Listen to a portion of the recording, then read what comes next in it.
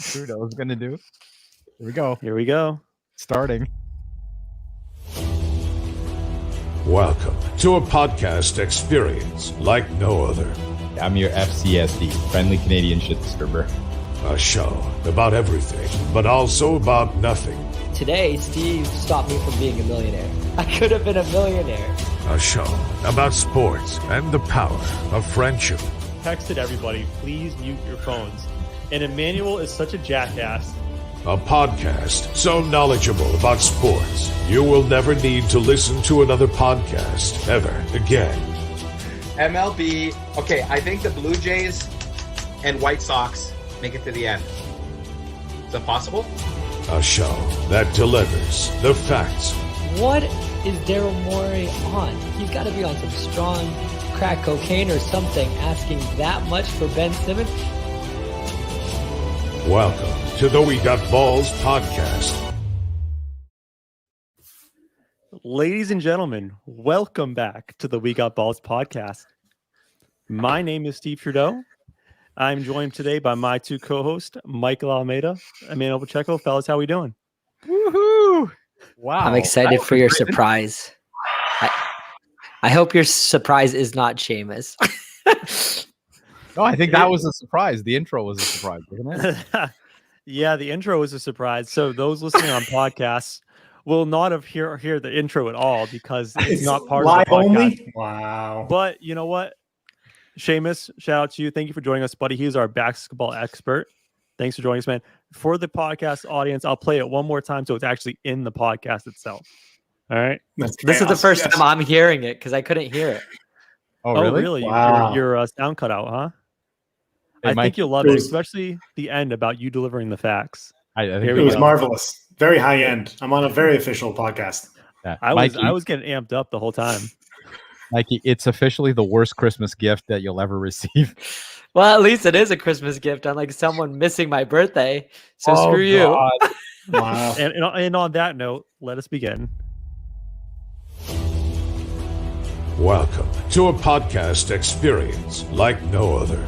I'm your FCSD, friendly Canadian shit disturber. A show about everything, but also about nothing. Today, Steve stopped me from being a millionaire. I could have been a millionaire. A show about sports and the power of friendship. Texted everybody, please mute your phones. And Emmanuel is such a jackass. A podcast so knowledgeable about sports, you will never need to listen to another podcast ever again. MLB. Okay, I think the Blue Jays and White Sox make it to the end. Is that possible? A show that delivers the facts. What is Daryl Morey on? He's got to be on some strong crack cocaine or something, asking that much for Ben Simmons. Welcome to the We Got Balls podcast. I have to say, I feel like Mikey's little rant at the very end is like Stephen A. Smith-esque. I heard a little Stephen A. Smith in you there. It was good. I like that. I want to know what Daryl Morey thinks of us, starting with Emmanuel and then You going. want me to ask him? I can go call him and Yeah, check it text out. him. Text him up, man. I have his number. You guys are friends, right? Well, we are, but he never calls me back anymore since the whole China incident. Well, he's definitely not going to call us back now after the crack cocaine accusation by Mikey. Yeah, definitely not. No, he could be down for that. It's not. I think he knows how unreasonable his proposals were early on. You know, I think that was part of it. See, Mikey was so offended that he left the podcast. Well, the Daryl Morey stuff is like a perfect way to start because we're actually going to talk all basketball today. Obviously, our good friend Sheamus is here because he is our basketball correspondent, and we are recording on Monday the 18th, which means finally, after a long off season, the NBA season starts tomorrow. I am pumped. Maybe not so much as a Magic fan because my team's awful, but just for having basketball back in general, we're excited. Oh, we're super excited. Yeah, that's our date nights. Me and my wife, it was our date nights. And this Wednesday, guess what I'm doing, guys? Center court, third row, Toronto Raptors against the Wizards. I can't So jealous. Absolutely wait. I can't wait. And it's the first Get game on since COVID. It's the very first one. So it's over a year It's over a year that they've been at home playing home games, so it's going to be a big game. Hey, Emmanuel, Getting now in on that the Wizards before they get rid of Beal. Yeah. now that Go ahead. Lowry's not on the team, Emmanuel, who are you Yeah. excited to see? I still am trying to figure out the roster. So there's Precious, Achua. Achua. Yeah. Like OG it seems like Anunoby is still my guy. I still like him a lot. So Emmanuel, Precious is like you're sneezing, like Precious Achua. Achua. Yeah. It's like that exactly. Okay, I'm You gonna got get it. but I'm gonna get to know them all. So I'm gonna be yelling out on Wednesday. I'm gonna be yelling out all their names to figure it out. I know we'll get to this when we start diving into the basketball stuff itself, but one guy that I'm excited for you is me and Mikey were making fun of them for picking Scotty Barnes over Jalen Suggs. Yo, Scotty Barnes looks like he's a real deal. I like Scotty Barnes. I like Scotty. Yeah, like they have again Canadians. I think that they all pick it. It's a team. It's not a one superstar. Kawhi Leonard, whatever. It's like they pick a team. I think it's a good team this year. I think it's a good team. And if you've seen the preseason, they were doing way more 3-pointers. So to me, I think they're going to do well this season. And I think we would be remiss before we dive into the basketball stuff itself to ask, where the hell were you last week, Mikey? Yeah. Where were you, man? I just needed a break from both of you. It's just that simple. I'm the only one that has not missed any episodes. I take one day off from Trudeau. And Sheamus knows what I'm talking about here, because you could use one day off from these guys here and there. And I've spent every single week since the pandemic with you two. And it was just enough. I needed a day off. I'm so excited because someone in this Reddit chat, no lie, is also an Orlando Magic fan. So they know how much we suck. Like together, us three, just the vibes of just being awful. Wow. More than one. I don't wish that on anybody to be a Magic fan, but it's the burden I must carry. There's three absolutely miserable teams in the NBA this year, and two of them are actively trying to be miserable. Orlando is the third. We don't know what we are at this point.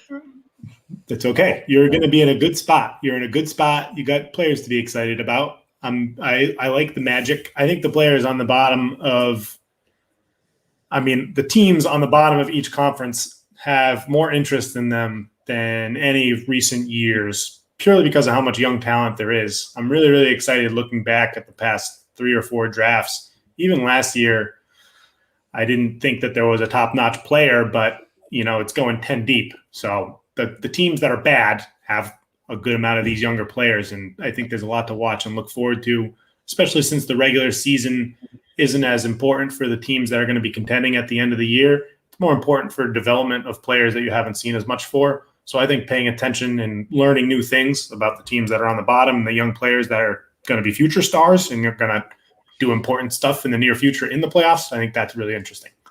And I cannot wait to dive into all that stuff in a minute.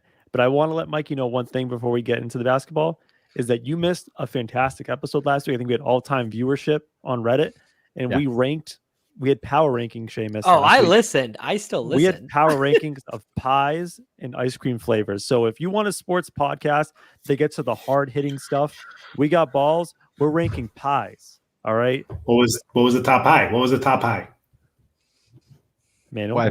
I had pumpkin pie, and what was the other one that I had? I had kind of a lame top pie. It was like pumpkin and apple. Apple and pumpkin. No, but I had apple crumble, which is different. Oh, yes, that's a good choice. Famous knows. I didn't get my apple rankings, crisp. Yeah, apple crisp. Yeah, it's the same thing. Number one pie is pecan pie. Don't sleep on pecan. No, fantastic pie. No, haters gonna hate. All right, let's get right into it. Basketball, fellas, starting tomorrow. Super excited. Let's just jump right into the Eastern Conference. The way I want to approach this is just kind of like a free-for-all. We'll kind of go from top to bottom, see who we think is going to finish in the top 3, 4, maybe the top 8 for playoffs, or actually it's 10 now with the play-in tournament. And as we go through it, maybe if we find a team that we really are excited about, we want to talk about, we'll just stop there. Okay. So let's just start with the East. I think obviously the number one team in the East got to be the Nets, right? No question about it. Yeah, I think they're going to be the highest. But again, I'm still looking for the Milwaukee Bucks because they really did great last season, and I think they still have one of the best teams. I actually don't. I mean, you're 1,000% right. The top tier in the East is the Nets and the Bucks, but I actually don't think that's super interesting at all. I think the Bucks are going to have a fantastic season. Giannis could easily be an MVP candidate. I think the Nets are the favorite to win the title, whether they have Kyrie Irving on their roster or not, because they have 2 top 8 players otherwise that fit together fantastically, and they're probably one of the 5 deepest teams in the entire NBA.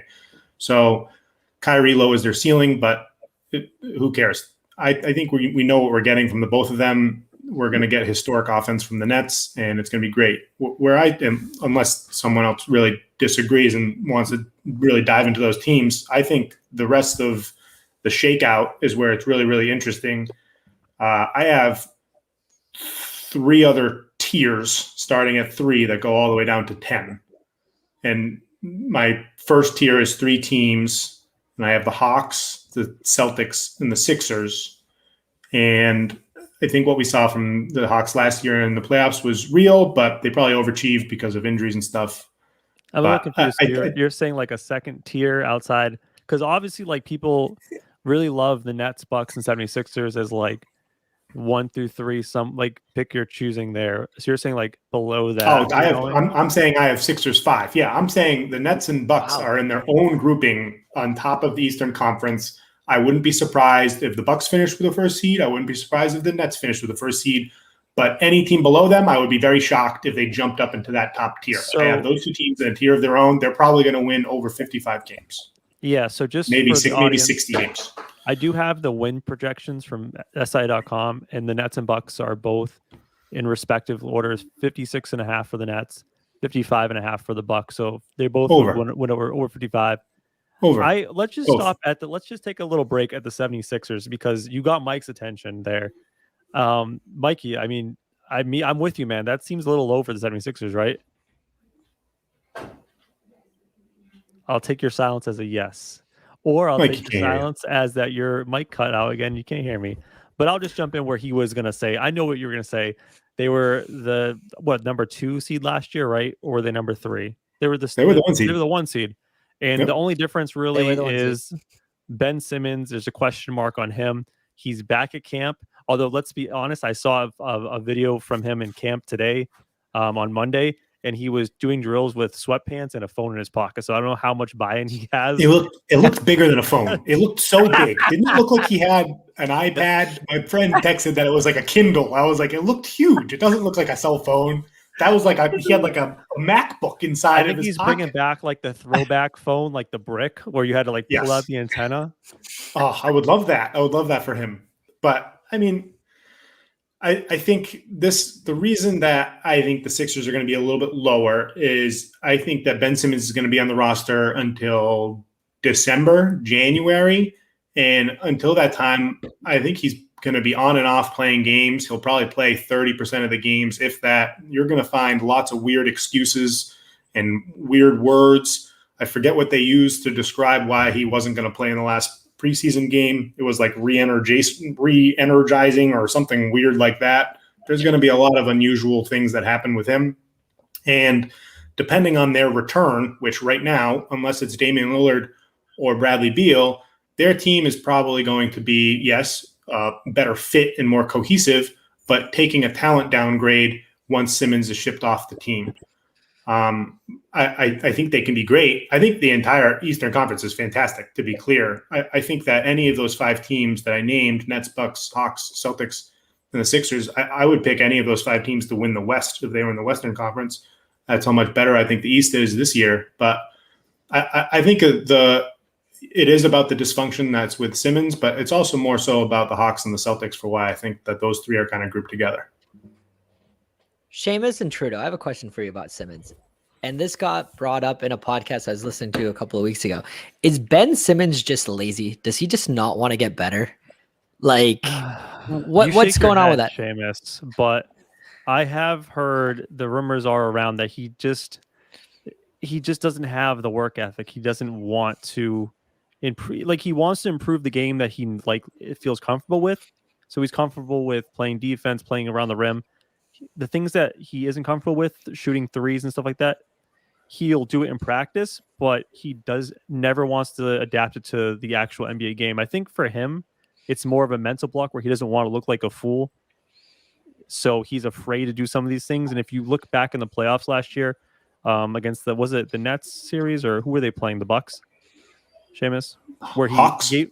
I'm sorry, Jesus Christ, it's been a long year, guys. COVID, long year. But he just passed out of like a point blank layup. So I think for his problem is like when he gets in his head about things that he doesn't feel comfortable with, he just shies away from it. And then take on the flip side, you have Giannis, who is a terrible free throw shooter. Guess what? He'd give two shits. He'll just take them all day. I'm sorry, Seamus. Go ahead. I don't think that he doesn't care. I think that he has serious confidence issues.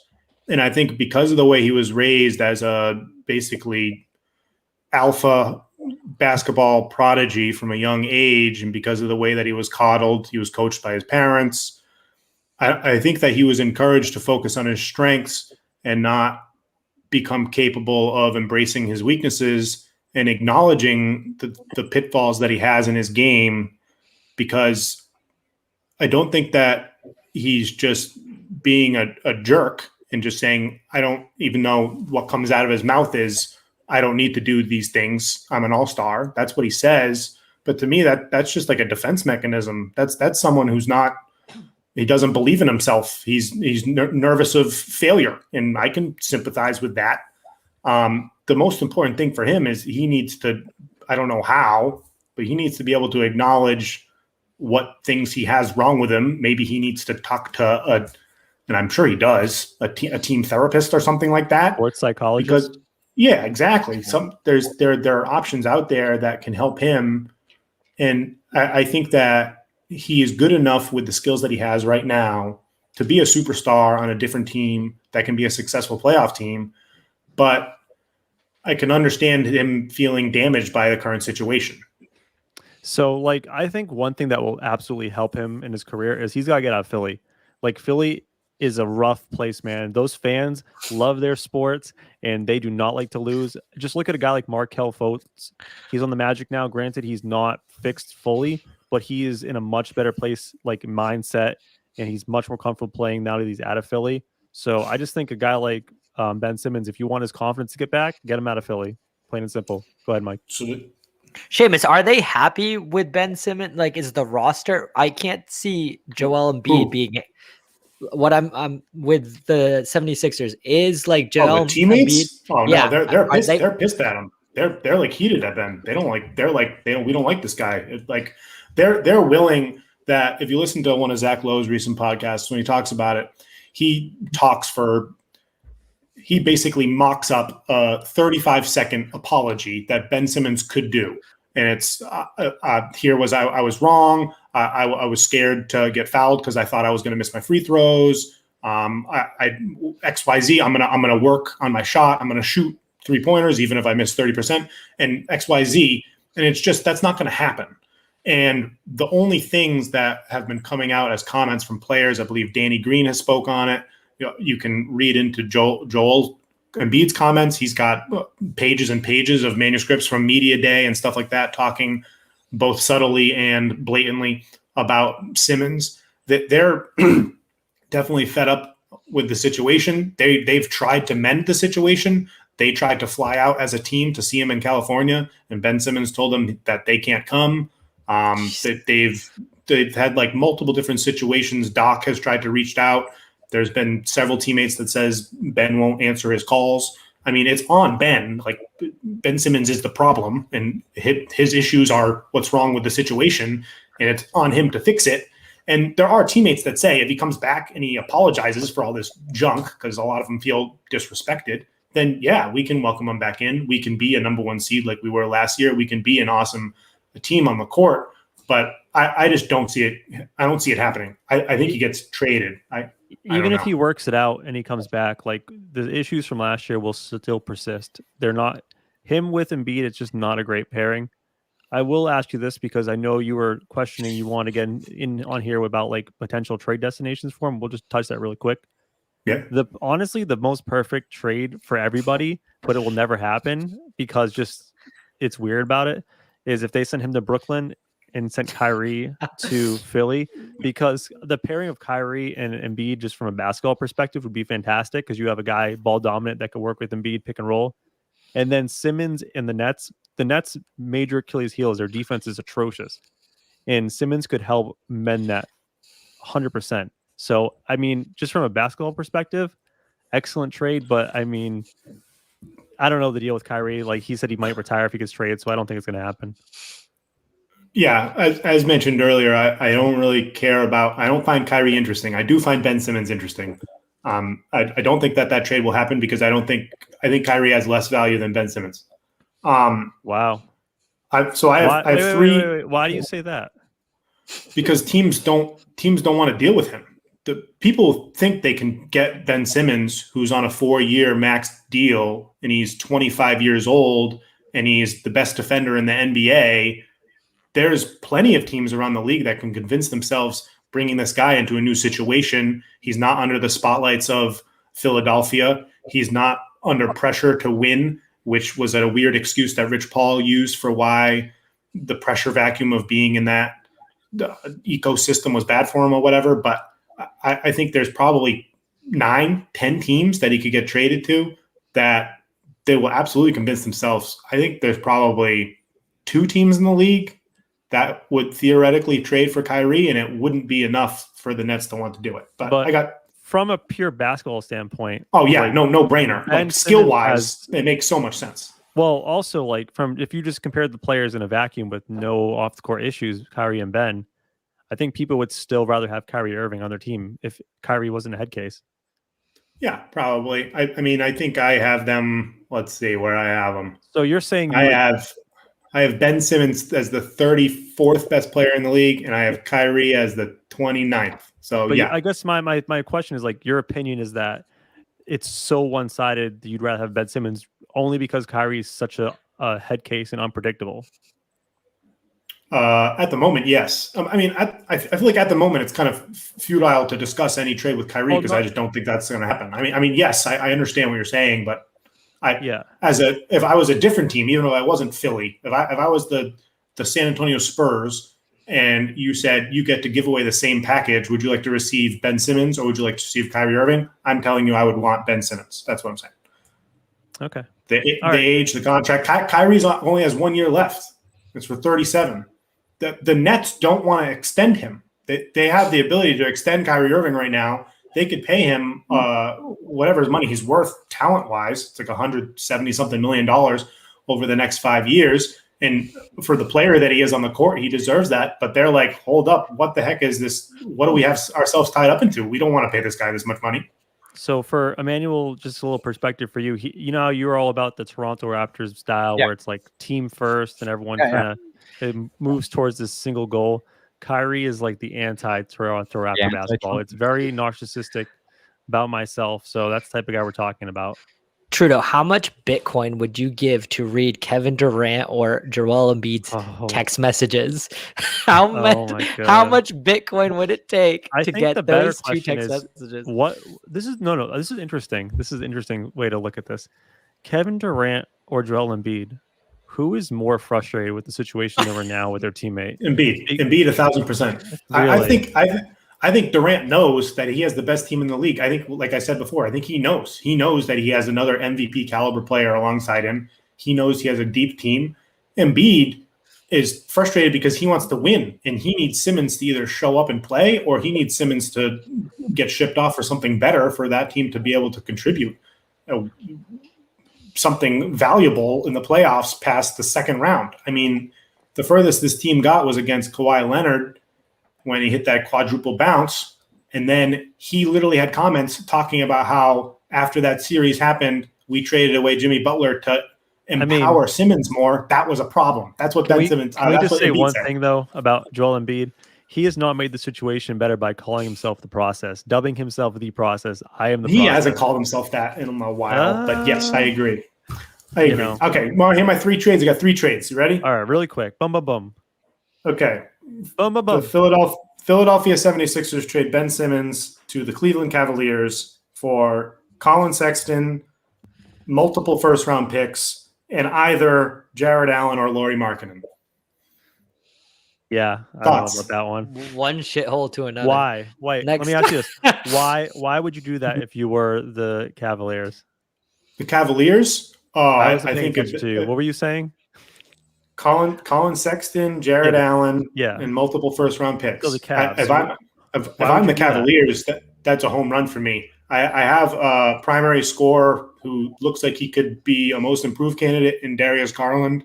I have a offensive potential hub and defensive, all NBA defensive caliber rookie in Evan Mobley. I think that with the combination of Ben Simmons as a creator, I can move Garland off the ball. I can play fast. I can enhance Isaac Okoro as a 2 guard who can stretch the floor a little bit more as the years go by and be an elite defense. I think that team in 2 years could be one of the 5 best defenses in the league if it had Ben Simmons. And Kevin Love is a perfect fit. Kevin Love's a perfect fit for Ben Simmons versus, say, Joel Embiid, who's obviously the superior player, but just talent-wise and skill sets, someone like Kevin Love fits way better, or they keep Markkanen in this case. I just want to apologize. I think I'm high or something because I thought you were talking about Kyrie still. So next trade, go ahead. That's why I was like, why would the Nets do that? We're not talking about Kyrie. Kyrie's on my brain, man. Number 2 trade. The Minnesota Timberwolves trade for Ben Simmons. They give up D'Angelo Russell, Jaden McDaniels, Malik Beasley, and 2 first-round picks. You 100% do that for Timberwolves, 100%. And I think that this might be the most realistic package that happens. I don't think that Lillard, although you'll see soon he's in my 3rd proposal, I don't think that Lillard or Beal is going to become available. So I think that come January or December, Morey is going to have to settle for a package of an inferior player. Obviously, for example, this Minnesota deal, I'm lower than D'Angelo Russell on most. I actually think Malik Beasley might be better at basketball than him, but I think getting just skill sets that match better, increasing the amount of depth that you have, and getting some additional draft capital that hopefully you could lasso around, attach to different players, and maybe upgrade again. I think that's going to be worth the exchange, because having Simmons as a cancer around for anything past Valentine's Day is going to be a nightmare for this squad. What do you think about Simmons and Karl Towns together on your Timberwolves with Anthony Edwards? I love that. I also love that Mikey has AOL dial-up internet today. On and off. He's jumping all over the place. I don't think it's that good. And you know what? I'm actually excited to listen to, all of this. And every time, I don't even know what Swish was saying because I'm like, what the fuck? I just want to listen to the trades. I love this stuff of basketball. This is the best part. The best part is so I know it's a podcast, so you guys can only hear the audio, but Mikey's face keeps freezing with this big creepy smile, like a porcelain doll. Yeah, and it's just stuck there on the screen as we talk, and it's just I feel like he's staring into my soul as I'm trying to make a point. It's very difficult. And it's creepier than normal. It's like it's Halloween, baby. You're welcome. It's creepier than normal. All right, so third Simmons trade, and then we can move on to a different team. Okay. 3-way trade. Portland is blowing it up. Philadelphia gets CJ McCollum, Nickeil Alexander-Walker, Robert Covington, multiple first-round picks. Portland gets Ben Simmons, Brandon Ingram, maybe 1 first-round pick. New Orleans gets Damian Lillard. That's my final proposal. Okay. I think Lillard with Zion would be awesome.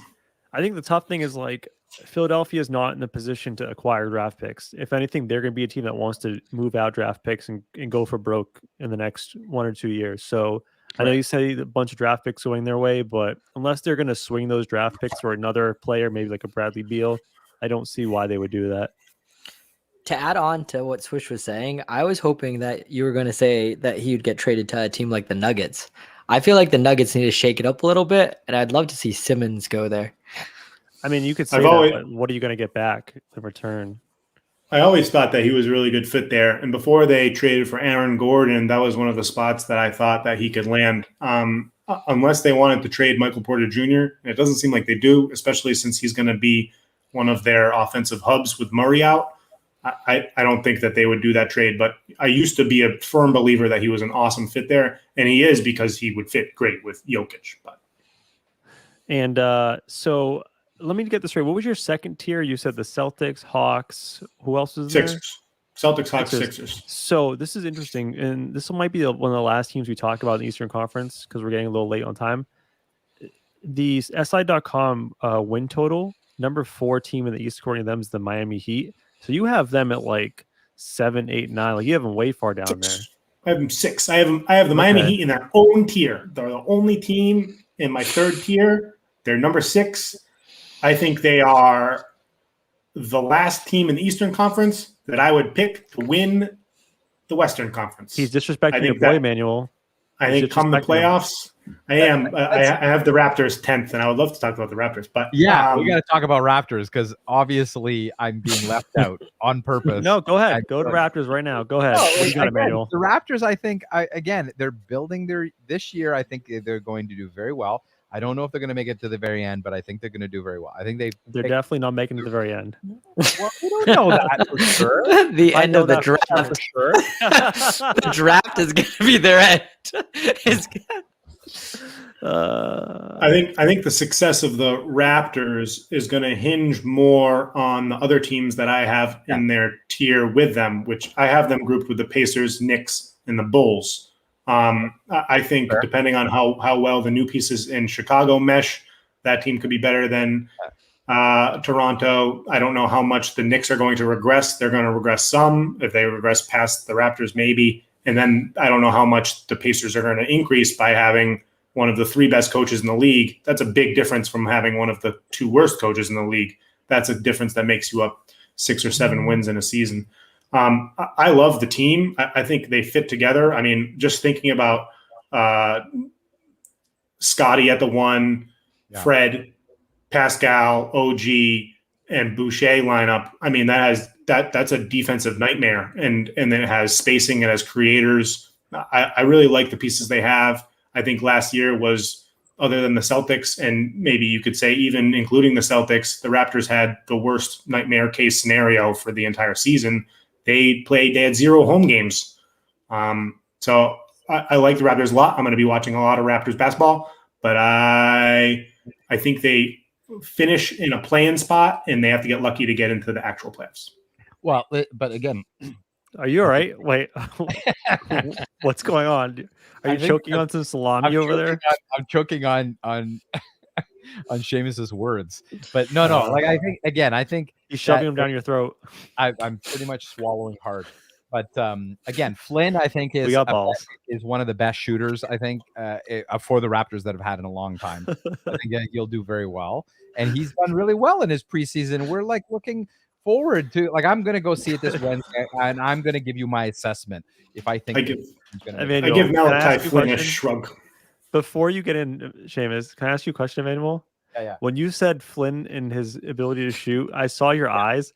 Were you just reading off the roster and saying things about players? No. Wait, you do that actually, Emmanuel. I know you're not a big sports fan, so I want you to just will I ask Sheamus a question? I want you to pull up the Raptors roster, and I want you to just go down the roster and tell me. It doesn't have to be real. Just tell me all these players and what they're good at and why the. I don't know. I don't know. I know nothing. Exactly, but Emmanuel. Do you not had a relatively successful preseason? That is the beauty of it. Emmanuel, 3 to 5 of his appearances. Emmanuel, do me that favor. Pull up the roster. We're going to come back to you in about 3 minutes, and you're going to give us a rundown, and it's going to be all bullshit. Okay? I know. Okay, so Sheamus, I have a question for you. Well, he looks that up. Just really quick, Sheamus. The Raptors last year, like the year before, they were a playoff team. They made it to the second round of the playoffs. Last year, they were abysmal. And I watched them for like a full month and a half of the season, and I couldn't figure out why they were bad. Like, why did they do so poorly last year? I don't understand. And can they fix it this year? Yeah.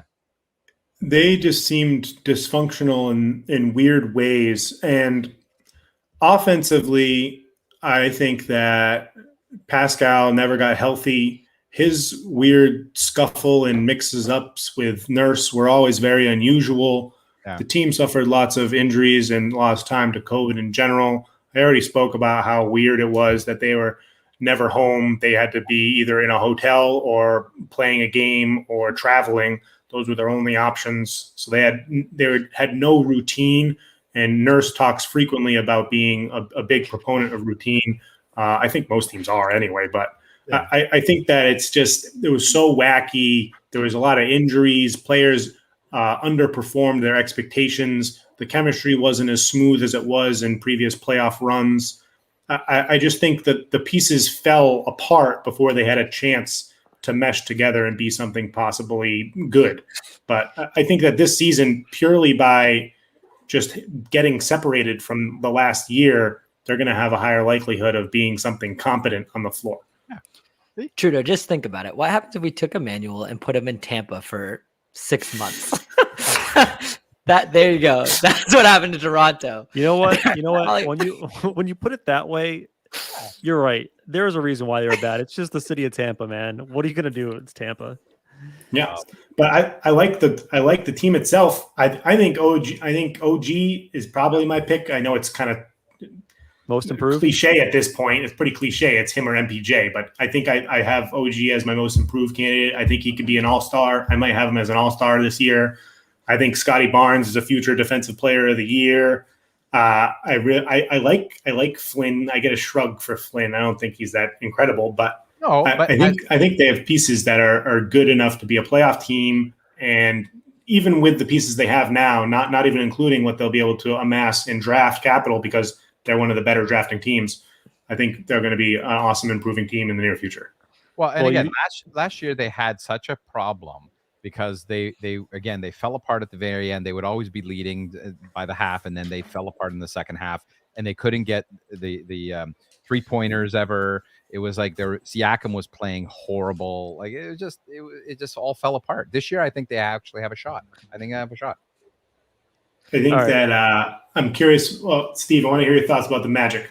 Let's drop all the way down to the bottom of the conference. I have the Magic in their own tier at the bottom. This will be our last talk for the Magic. Wait, but before we get to the Magic, I want to just say one thing. Emmanuel's favorite player by the end of the season, Goran Dragic, 110%.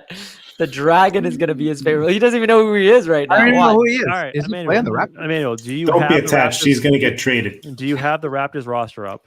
I have the roster, but I don't know any of these guys. Exactly. So we'll just pick a few players and tell me why they're going to perform and what they're going to do for the Raptors here and help you guys get some wins. Go ahead. Fred VanVleet, I think that he's basically now going. He's the veteran, and he's going to be able to bring the team together. I think that Fred is still going to bring the team together. And then you got all these amazing shooters. Take him to Chili's. You've got Flynn.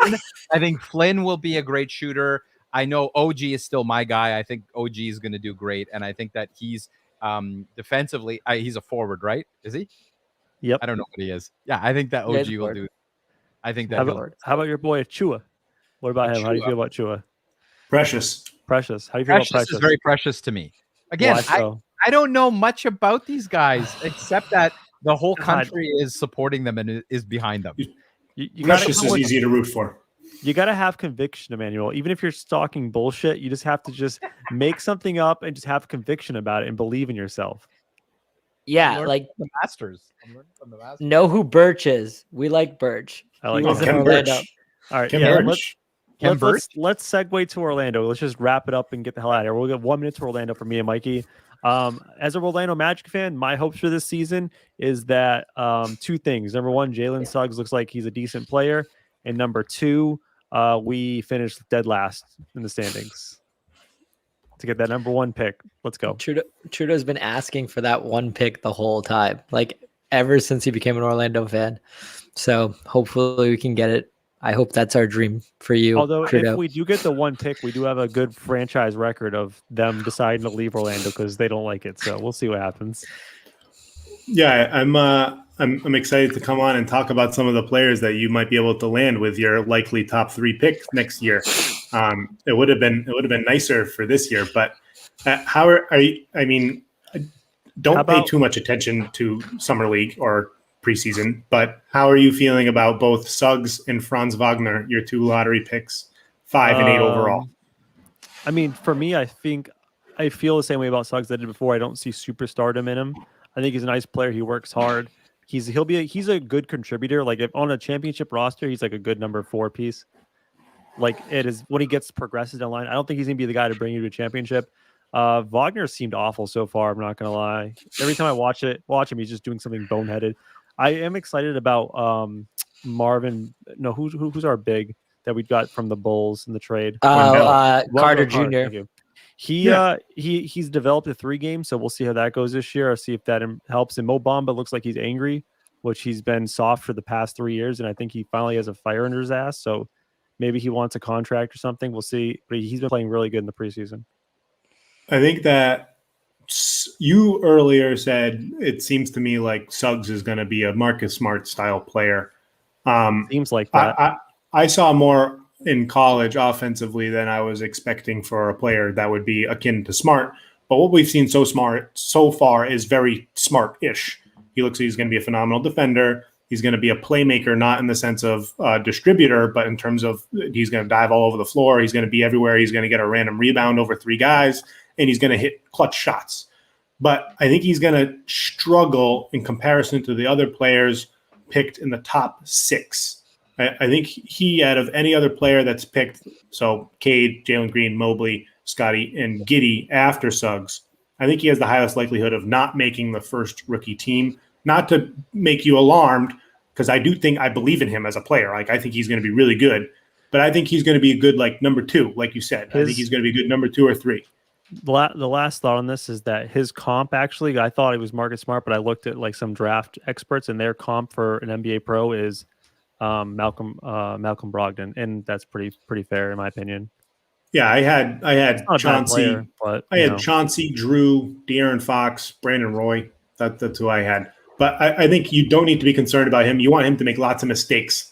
I think that your other pick, I would be nervous about. I think Franz might be a bust. And then I would be really excited about what I've seen out of Mo Bamba and out of Wendell. You got a steal with that contract. That's a good contract. Yeah. Wendell Carter Jr. extension. That's a good contract. You should be really excited about that. I think he could be an all-star in 3 years. He's sneaky strong. Like, he doesn't look like a fat guy, but he's thick and strong. Man, he's like 280. He's a big boy, mass. And he can move. So now you just want to watch Rocket games, Oklahoma City games. Make sure that you're losing more than those guys, and the season will be a success. Well, if I know anything about Orlando, we are good at one thing, and that is losing. And speaking of losing, an excellent segue, a segment we all hate because we always lose, the Big Baller Buckets. Now, there are a lot of people listening to the podcast for the first time, or they have been listening maybe for a couple months now. It's a segment we do during the basketball season, and we all pretty much hate it. And I'll explain it to you right now. Inside this box, it's the Big Baller Bucket. There are about 40 ping pong balls. Each ball has a team name, so Brooklyn Nets, Orlando Magic, Boston Celtics. There are some special balls that say maybe like yin and yang, or, pick a team to lose by more than 15 points. There's all sorts of balls. Moral of the story is, if you have a team like the Orlando Magic, you want your team to avoid having a losing record in the next 2 weeks. If you avoid that, you're all set. If you get a loss, you have to pay a punishment on the podcast. Now, there has been punishments paid last year. I lost the most of everyone. I think I lost more than everybody combined. So, for example, I had to take a shot of raw eggs. I had to drink hot sauce on the podcast. I had to paint my face. Sheamus had to do the cinnamon challenge. I don't know how Sheamus got through the cinnamon challenge like a champ. And Emmanuel had to put peanut butter all over his face. So we've had some weird times due to the Big Baller Bucket and our penalties. And we're bringing it back for the basketball season. We're very excited, but not really excited at all. So, are we ready, boys? Ready. All right. So without further ado, it's time for the Big Baller Buckets. Who's going first today? Sheamus. Actually, this is what we always do. We go, guest, do you want to go first or last, Sheamus? And you're going to say first. The guest always says first for some reason. Wow. Are you I'll ready? go last. If you want me to go last, I'll go last. I don't care. No, go first. It's always, guests always choose to go first. And by the way, I forgot to mention on the front end that it's a NBA 2K style pick. So the first pick, you can put it back unless it's an automatic loss, which actually I threw that out because we hated that last year. The first ball you can keep, or you can throw it back. The second ball is last and final. No takesy backsies on that one. Are you ready? Yes, sir. All right, your first ball. Wow, that's a good one. You should hold on to this one. It says swap with another person. Oh. What? So what we're gonna Yes, do? I accept. What we're gonna do, Seamus, is we're gonna pick another ball for you, and that's your ball for the week. and at the Yeah. very end, you could pick who you want to swap with. Okay? Do I have to No, swap? if you like this one, you can keep it. All right? Are you That's ready? great. It sounds like this worked out great for me. Yeah, it's pretty good. $100. It's gonna be the Portland Trailblazers. I feel it. I hope so. It's the New Orleans Pelicans. That's pretty Oh. shitty. That's good. I'm probably going to be trading, Yeah, I don't blame you. Oh, damn it. but we'll see. We'll see. All right, Emmanuel, you're up next, buddy. You ready? Up next. Okay, I'm ready. You know what sucks is like even if you pull something good, Sheamus is going to take it from you. I know. Yeah. Be careful. I'm hoping that Mikey gets the Lakers. Oh, he's not going to take this from you. The Detroit Pistons. Yeah. Cade You don't throw Cutting. it back. Cade Cunningham. Can I put that back? You don't want it, trust me. I know. I said I want to Cade. put it back. All right, this is your last and final. Are you ready? Last and He's final. gonna I'm ready. he's Come gonna get on. the magic. Come on, Milwaukee. magic. Brooklyn Nets. You might be the target of the trade. Oh, Shit. yeah, he's gonna trade you. I would say the only thing better in here than the Brooklyn Nets is the automatic buy. Yeah. So you better hope someone pulls the automatic buy. They're gonna Mikey, play you ready? tomorrow. No, I want you to go first. All right, I'll go next. I'm trying to be nice. I have the Golden State Warriors. I am going to hold on to those. That's a good pick. I'm not even going to throw that. Not even going to second guess that. Mike, you ready? I want another swap, so I can wait for Sheamus. Atlanta Hawks. That's a pretty good team. They're projected to be fifth in the East. I'll take them. Damn it. You sure? Wow. You said that with some hesitancy. Gonna take I my- wanted to see if I could get their roster up. I mean, their up their schedule, but I I can't. mean, they made the conference finals last year. Yeah, but they're playing Mavericks first. All right, you can't look it up. All right. I'll take them. Let's just for shits and giggles, let's see what you would have had if you. Yeah, I'll pulled take again. them. This is what Mikey would have had if he went again. Aw, Miami, so it's the same thing essentially. All right, so Sheamus, are you going to steal the Brooklyn Nets, the Golden State Warriors, or oh Atlanta man, Hawks? it's doing that thing Oh. again. I want Atlanta. I want the Atlanta Hawks. Wow, Are you I want kidding the me, Atlanta Sheamus? Hawks. Nice. He's got the I want Nets. the Atlanta Hawks. That's okay. I don't want to deal with that mess for the first couple weeks of the season. I want the Hawks. I think the Hawks have the most deep roster in the league. Deepest All right, roster in the league. Do I get my pick though? Do I get another pick? 'Cause No, took you mine? get New Orleans. You get the New Orleans Pelicans without Zion Williamson. That's messed up, man. Atlanta is the team I like best. I like. I Atlanta love it. best.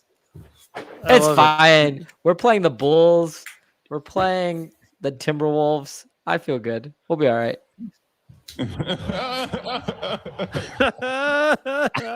That was pretty good. You sounded just like it. That was good. We're playing I know. Timberwolves Didn't I sound twice. just like Kawhi Leonard? All right, so that's done. Let's get one more thing out of the way. Before we get into the Western Conference, we've started a new segment. We're going to run this segment weekly. Hey, Sheamus, we're playing each other. Mikey, That's great. Thank you for throwing that out in the middle of my discussion, my conversation. We can watch I that game appreciate and that. we'll see how it goes. You good? Yeah, I think he might be frozen again. Anywho, his dumbass AOL Oh my God. dial-up over here. Get off AIM. Anywho, so we're starting a new segment. It's gonna be a weekly segment, and basically we want to see, can someone who knows nothing about sports beat the sports books? So Emmanuel will be giving weekly sports picks against the spread for the next 10 weeks or so, and we're gonna find out at the end of these 10 weeks. Does he have a better than 500 record? As in, did he win us money? So he's going to pick 3 to 4 teams every week, any sport he wants, and he's just going to give us our pick. So win us some money, buddy. What do we Okay. got? So you get to ask questions? You can ask questions, but I won't know the answers. No, do you get to ask questions? Oh don't no, need to ask he questions. picked his own. I'm He just picked gonna his pick- own picks. That's great. I won last He year. every researched. poll that we did. So this is me just picking the team jersey colors. So I'm gonna pick the Raptors because I'm gonna be at the game on Wednesday, obviously. So explain what the game is. Do you have the spread in front of you as well? I got the spread, so it's That would be helpful. 25. So I've got the Raptors are playing the Wizards, and it's a 2.5. So what does that mean? That's a pretty good spread, right? Who's They've got to win by See, free throw. This is exactly how this is going to go. Here's, you know what the spread means. So who's favored? Who's the favorite?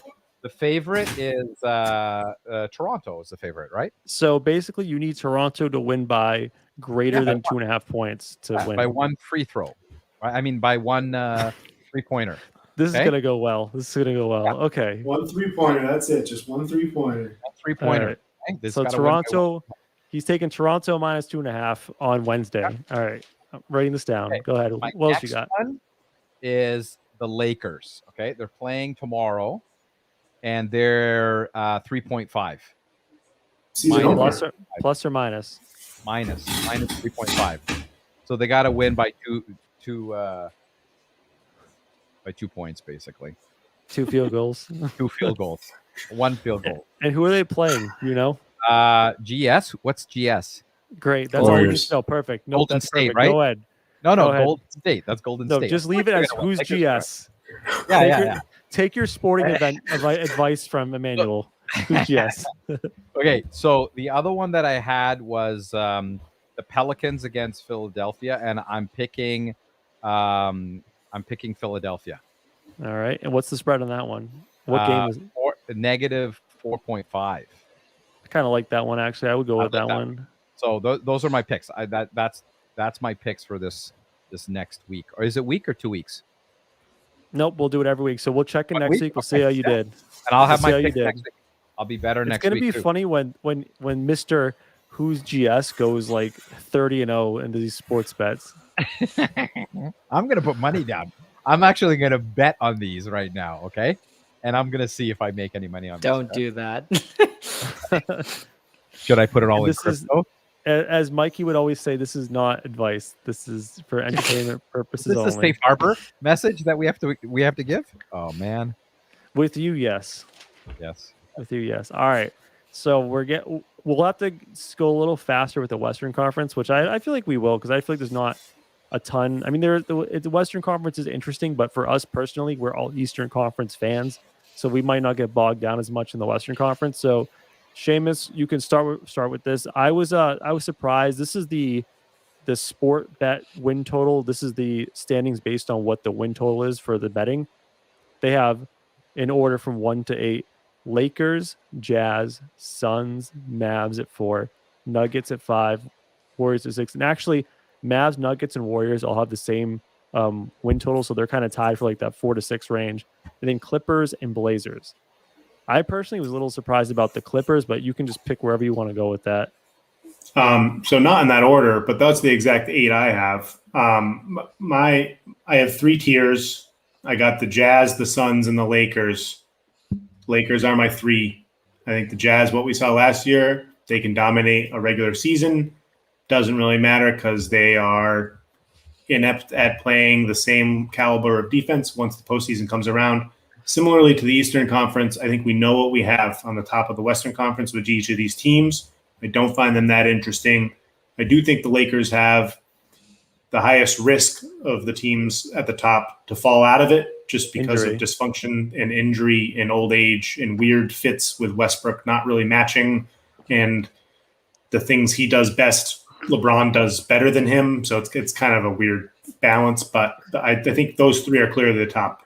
On the Lakers, though, a really quick question for you. And I was a little perplexed when they traded for Westbrook. I'm like, that doesn't fit. They need shooters.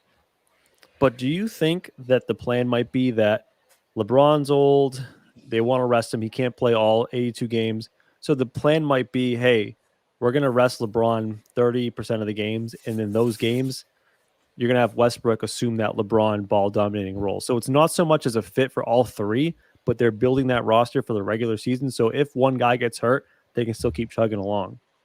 I think that was absolutely the thought process, and I think that the ceiling with Westbrook is better than, say, the ceiling with like Buddy Hield, who was the other famous potential trade option that they were going to grab on that day. Instead, it's just acknowledging that as your goal means that you're hoping that come the postseason, Westbrook is going to be willing to make changes to his game that he hasn't made thus far in his NBA career. He's going, and not that he won't. He's never been in a situation where he doesn't see himself as either the alpha in the team or on the same caliber, same tier as the player he's playing with. When you listen to him talk in Oklahoma City, he always thought he was on the same level as Durant. And for some years he was. But now that maybe he's under his superior in LeBron, maybe a regular season where he can be the player on the team with the highest level usage and he can get his numbers. Maybe that means come the postseason, he'll be more willing to cut and move off ball and be dedicated defensively. But that's a lot. That's kind of a reach to say because we haven't seen that. But I think at the end of the day, similar to what's going on over with the Nets, this team has 2 top 8, top 10 guys in LeBron and Anthony Davis. The 2 of those players fit fantastic together, and they have a lot of experience, and I think that helps. But I see a wider window for things to go wrong than I do with the other betting favorite on the other conference with the Brooklyn Nets. Mikey, do you think your beloved Utah Jazz will repeat as the top of the standings there? No, I don't. I don't think we're going to be first this year. I think we're going to linger, like Swish said, in either the second or third range. I think the Lakers are going to come out hot this year. I think that they're built better. I had the Jazz as my 1. I think the Jazz are going to be the 1 seed, and I don't think it matters. I think it's just like an irrelevant. It's just like I don't know. It doesn't matter. You're not going to change anything come the postseason. The thing we need to see from the Jazz, and you can know whether their continued fantastic efficiency and all-time offense and defense combination. Their net rating last year, which is basically how good you do on both ends of the floor, I think it was like top 10 all time. So just for a regular season team, they're fantastic. They have a recipe that works. They have a guy who can handle regular season defenses, and they have enough offensive creation to target teams that stink. But we need to see from the Jazz, we need to see successful basketball with Rudy Gobert on the bench. We need to see dynamic defenses with Rudy Gobert on the bench, and we need to see an ability to play well against a lot of different offenses.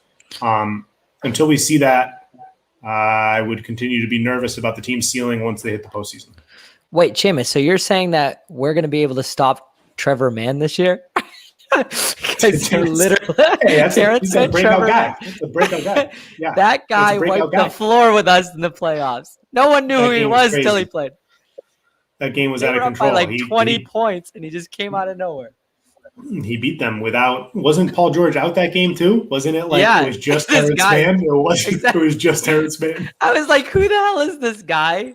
And why is he being so mean? Just let us get to the next round. Didn't happen. I feel like the Western Conference this year is way more interesting than the Eastern Conference because while I feel like the Eastern Conference might be deeper top to bottom, I have no idea how to figure out how this Western Conference will shake out. And in particular, like the Lakers, obviously you've mentioned their flaw is they're old and they have a risk of injury. So there's a high variance there. They could have injuries with LeBron or AD this year. Very possible. And then they could just tank right in the standings. The Suns, I know they had a great year last year. They made it to the Western Conference final. Personally, I think their run to the final was a little bit fluky because they got a lot of injured teams that they played and they just beat them down. So I don't know, man. And one team that really interests me this year is I'm actually higher on the Mavs than most people are. I think this might be their breakout year. I know they're projected between like 4 and 6 in the standings. I think they could be like a 2 or 3 seed this year and really challenge for the top.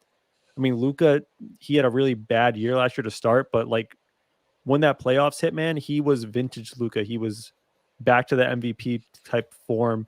So I don't know. For me, I like the Mavs a little higher. I'm a little down on the Lakers and the Suns just because of injuries, and I'm still not a believer on the Suns.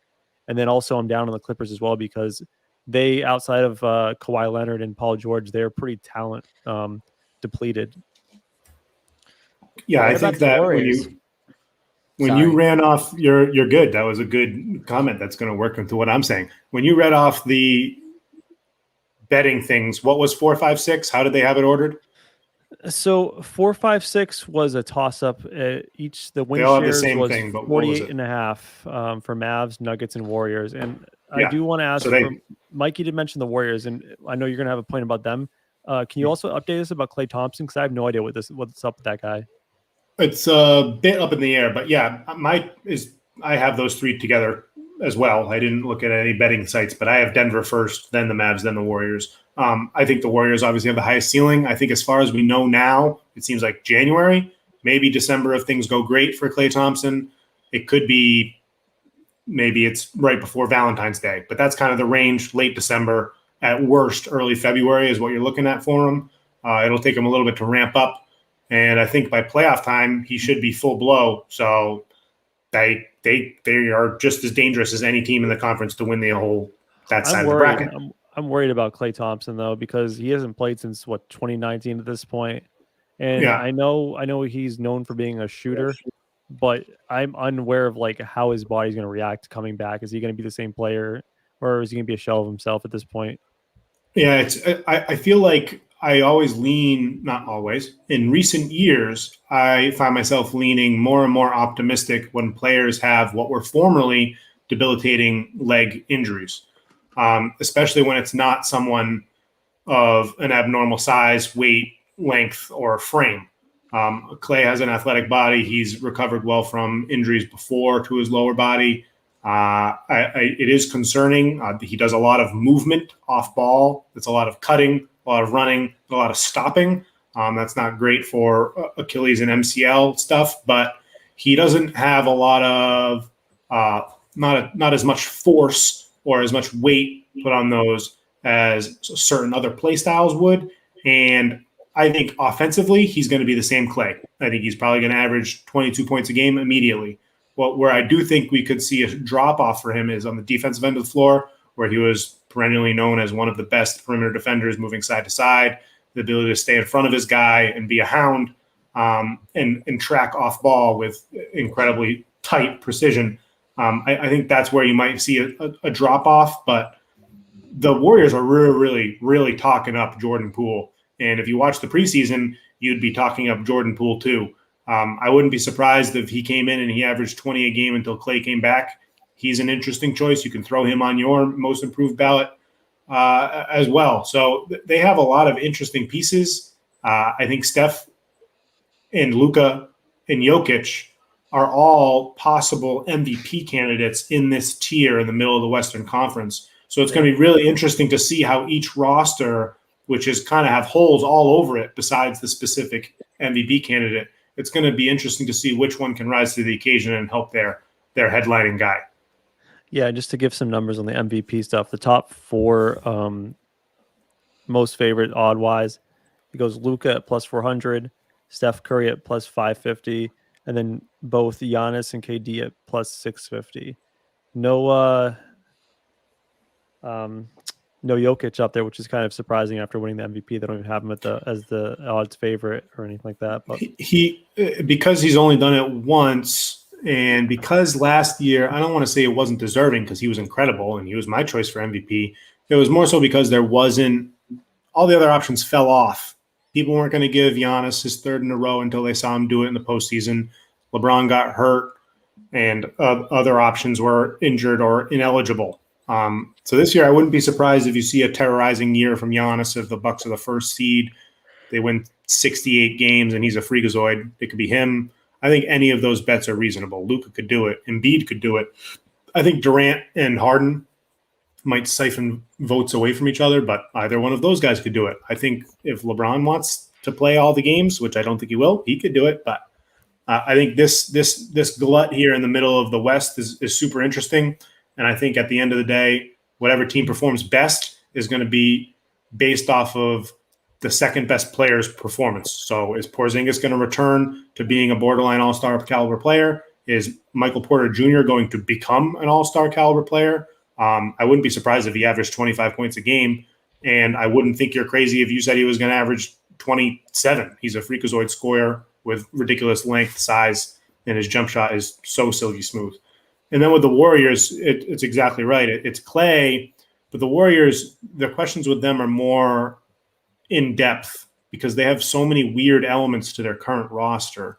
They're kind of two timelines battling and converging at the same time with this youth movement with essentially three rookies in Wiseman, Kuminga, and Moody, who all are very much so deer in headlights. And then the old core, the old guard of Draymond, Steph. Now they have like Otto Porter and Klay whenever he comes back. So I think it's going to be Steve Kerr is my second guy for the Warriors, because depending how he mixes and matches for them, that'll be the separating factor for them. But I think I would probably pick the Warriors to make it to the conference finals. I don't know if I would pick them to win. Excellent. All right, Mikey, let's close this out. You have a segment for us and the podcast, right? Yeah, it's called Stop Being Bad. So I want you boys to pick a couple of players that have been bad, maybe just last season, the season before too, possibly, that you want them to start reaching their potential. So give me one player each. Can I pick a team instead of a player, or do I have to pick a player? No, you can pick a player if you want. I mean, a team if you'd like. That's fine too. I have a And team. you can't pick the Raptors. Oh, come on. It's an easy choice. All right, do you want me to go first, or Steve's going to go first. No, Trudeau will go first.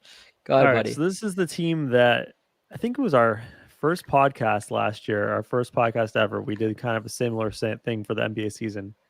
And I thought this team would be much better than they were. But again, they were awful like every year. But my team that's going to stop being bad this year, I mean, eventually it's like a broken clock, right? It's got to be right at some point. The Minnesota Timberwolves. Now, hear me out. Their win projection is 35.5, which means they're projected to be 36-46 this upcoming season.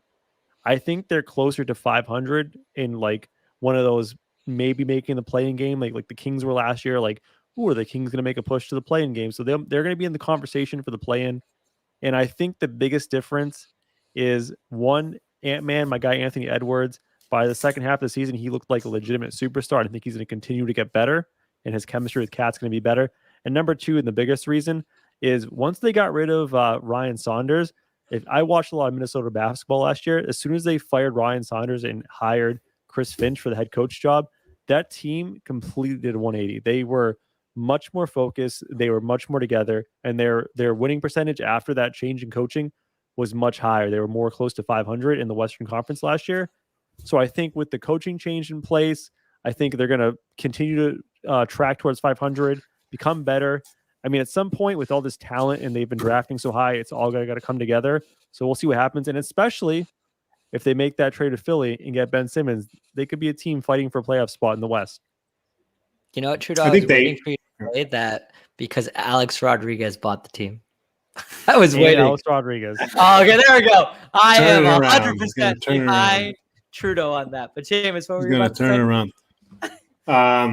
I like the Timberwolves. I'm going to watch a lot of Timberwolves basketball. I think it's mostly because Anthony Edwards is the most infectious personality and infectious play style in the entire NBA. But I think they could surprise. I mean, if you told me that at the end of the season, Karl Towns was the 10th best player in the league, I wouldn't think you're crazy. Right now, he's probably the 24th, but I don't know. Cool team's cool. Here's the problem with the Timberwolves, and this is what's all going to rely on. I think if this happens, they finish 500 or better. Karl Towns has to stay healthy. Every year he goes down for like 3 to 4 weeks, and he misses a good month of the season. If that guy can stay healthy, they have a chance to be not special, but a team that you like have to worry about every night. They're not going to be a pushover anymore. Their record was solid once they had Finch in place, yes, and they had both Russell, Edwards, and Towns playing together. But that sample size was only like 9 games or something stupid. They barely played together. It looked good when they were together. I've already said that I'm not a big D'Angelo Russell guy. I think that shipping him out would actually be a good idea, but I think there's things to get excited about. I think the other kind of Swiss Army knife players that this roster has, I love McDaniels. I think he could be an all-defensive player McDaniels. At some point. Yeah, absolutely. I think Vanderbilt's a fun Energizer bunny. Beasley's one of my favorite scorers. I think if he was employed in the right way, he could absolutely have a Bradley Beal type trajectory. So they got interesting pieces. They have an improvement as a coach, maybe a small trade to shake it up and getting away from the horrible cloud that was the past couple of years for Cat. They could absolutely be a breakout team. I wouldn't be surprised. All right. Emmanuel, do you want to throw your nomination for a team or player that will overperform? one player that, and again, this is me and my wife keep having the same argument. This is Siakam, right? So Siakam for us is he has the potential to be an amazing player, but he always chokes in the end. And I found that last season he literally was the reason why we were screaming at the TV, just with his incredibly lousy shots at the very end, where he was taking too many three pointers and never making them. So for me, I think that he has the potential, but I think he has to be better. So I think that he realizes that potential somewhere else besides Toronto, though. Unfortunately for you, why? Where is he? He's still at Toronto, isn't he? he's still there. But man, I think his leave days shit. are numbered in Toronto. I agree with you, and that's why. Like, I think that, it's too bad because I think that we had a lot of high hopes for him, but he just really couldn't pull it through when it mattered. He needs to get healthy first, but That's I think true. that Pascal is probably one of the most, when you announced this topic, I think Pascal was the first name that came to my mind. He's one of the most obvious choices. He was, wasn't he second team All NBA 2 years ago? Yeah. He did so many. He's obviously the stop being bad guy. He was horrible last year, and he was hurt, and he was a curmudgeon. He's obviously the choice. But if you were to choose someone else, I had a couple other guys that came to my mind. Kristaps, who I spoke on earlier with the Mavs, if he can return, similar to Pascal, he can be healthy. Kemba. Seamus, you just want to swap everything today, don't you, pal? You want to swap everything. Him. I'm done. You can take him. You can have him. He can be yours. No, I got another one. I wrote two. I thought about Kemba, also health related. Coincidentally, all four of that popped in my brain were health related, but my choice for this section is Victor Oladipo. In recent years, he hasn't been a fragment of what he was when he was one of the best defenders in the league and when he was breaking onto the scene, hitting game winners in the playoffs for the Indiana Pacers. And because of the Miami Heat's shallow roster, he is one of the biggest difference makers or potential difference makers in the entire NBA as basically their seventh best player. And he's, as far as we know, bad. He's unhealthy and bad, but the player that we know was there recently could be an enormous game changer for them as a creator on offense and a game record defensively. So Oladipo is my choice for someone that could really bust on the scene, needs to be not bad anymore. I mean, that's not bad. I do have questions about Oladipo because even when he came back last year and joined the Miami Heat, he's just a fraction of what he used to be. So, I have low expectations. Okay, I guess that's a caveat to that. So, Mikey, I know he stole like three of your guys and he stole your team this week, but is there someone else you want to go with? I'm gonna go with James Wiseman from the Golden State Warriors. I feel like he's gonna take a big step in front this year with everything that happened with him last year with being a little slow off the pick and roll. Think about most centers that come out of college. They need a year to, get situated and to be situated with a guy like Steph Curry and to have Draymond Green, who had a great season last year. This could be a big step for him in the right direction and build that depth that Sheamus was talking about for the Golden State Warriors in-house, which will be really important.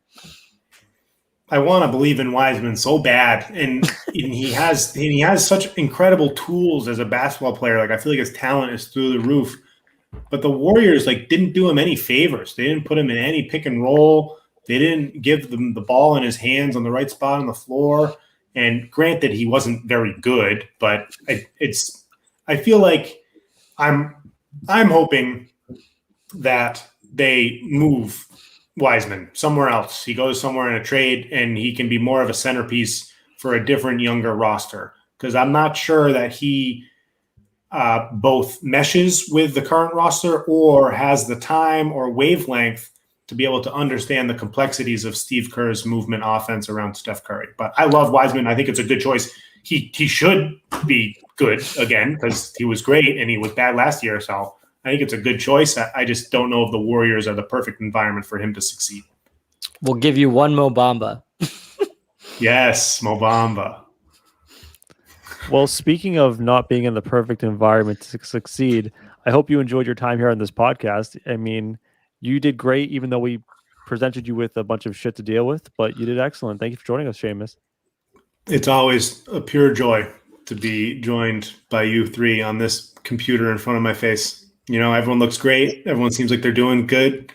Mila, how's life? You know, how are we doing? Sheamus, before you go, we have one question for you. Yes. What are you going to be for Halloween?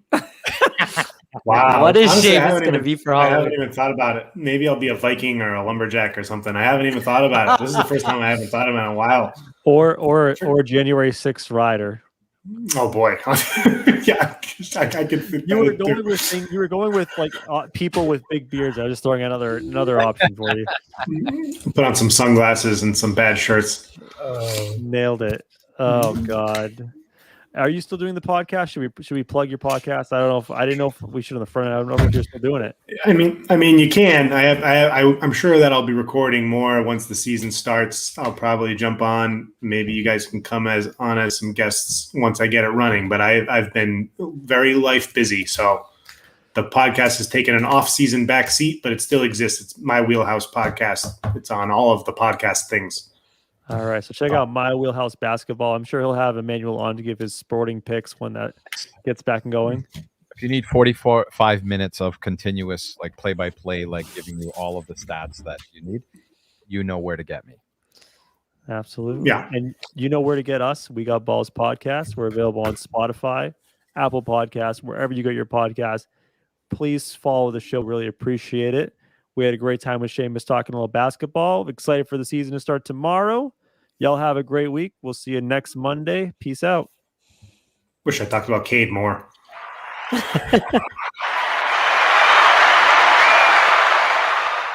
It's really hard for me to find this stop recording button.